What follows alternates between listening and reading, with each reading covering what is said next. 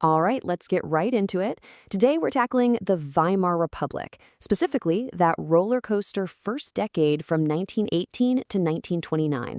What we're going to do is break this whole chaotic period down into a clear story, one that will give you everything you need to build a top-grade GCSE history answer. So here's our game plan. We'll start with how the Republic was born, right in the middle of a crisis.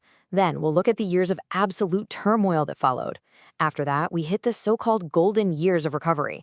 And finally, the most important part, what exactly separates a good answer from a great one on this topic?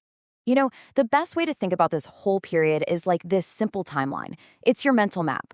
First, a chaotic birth. Then, years of just fighting to survive. And finally, a recovery that, well, might not be as solid as it looks. Keep this arc in your head because it is the perfect structure for any essay you write. Okay, let's jump in. So, part one, a republic born in crisis. We really have to get our heads around why Germany's new democracy was basically set up to fail from the very beginning. I mean, look at this. It was an absolute perfect storm. Germany had just lost World War I. The emperor, the Kaiser, he's gone, fled the country, leaving this huge power vacuum. People are starving, there are riots in the streets. This new republic wasn't born out of some glorious victory. No, it was declared because the country had completely collapsed. And here's the kicker. From day one, it was linked with defeat and failure in people's minds. So to try and create some order, they wrote this new constitution. And honestly, it was a total paradox. On one hand, it was maybe the most democratic in the world. Men and women could vote. It had a Bill of Rights. Great stuff. But its weaknesses were, and I'm not exaggerating, fatal. Proportional representation meant you got dozens of tiny parties and weak, shaky governments that could never agree on anything. And then there was Article 48, a little clause that let the president become a dictator in an emergency. These weren't just flaws, they were ticking time bombs planted right at the heart of the new democracy. Okay, so with those huge problems baked right into its DNA, the Republic gets thrown immediately into the fire. This brings us to part two, the years of turmoil.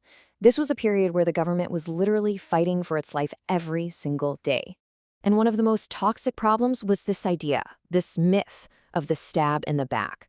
Opponents of the new government started spreading this lie that the German army was never actually defeated in the war.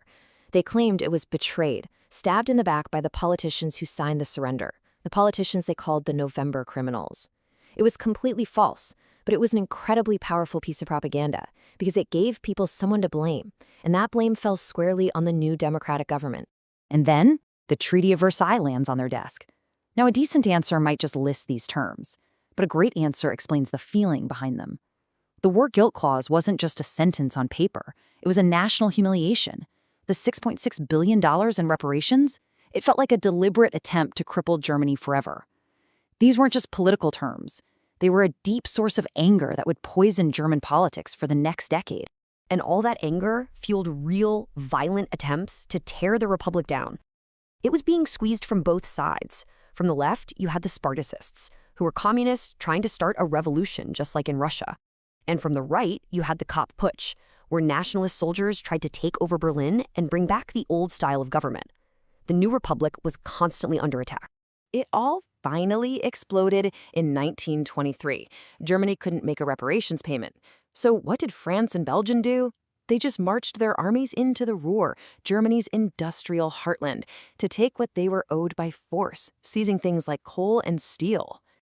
So this puts Germany in an impossible position. The Treaty of Versailles had slashed their army down to just 100,000 men.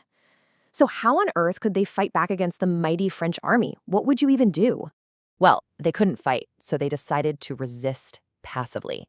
The government told every worker in the Ruhr to just go on strike. A great idea, but you still have to pay the workers. And the government made a catastrophic decision. They decided to just print money to pay them. Think about it. You've got no goods being made because everyone's on strike, and you're flooding the country with trillions of new banknotes. It was a recipe for total disaster. And the result was hyperinflation. Prices just went insane. A loaf of bread that cost a few hundred marks in the morning might cost a few thousand by the afternoon. By November, it cost 200 times billion marks. People's entire life savings, everything they had worked for, was wiped out. It became worthless. This wasn't just an economic crisis, it was a trauma that utterly destroyed the middle class's faith in democracy. But right at the point of total collapse, something shifts. And this brings us to Section 3, the recovery, the so-called golden years. But the big question we have to ask is, was this a real solution or just papering over the cracks? The man behind this turnaround was Gustav Stresemann, and you have to admit he was brilliant. He moved fast. First, he got rid of the worthless money and brought in a new, stable currency called the Rentenmark. Then, he went to the Americans and negotiated the Dawes Plan. This did two crucial things. It made the reparations payments more manageable, and it unlocked huge loans from the US to rebuild Germany's factories.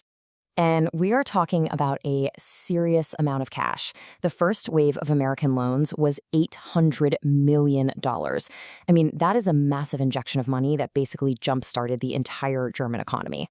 And you can see the results right here. It was dramatic. Industrial production, which had hit rock bottom in 1923, had absolutely soared by 1928, even higher than it was before the war. On the surface, this looks incredible. It's a comeback story. But, and this is the most important but you will ever hear about this topic, this entire miracle was floating on a sea of borrowed American money.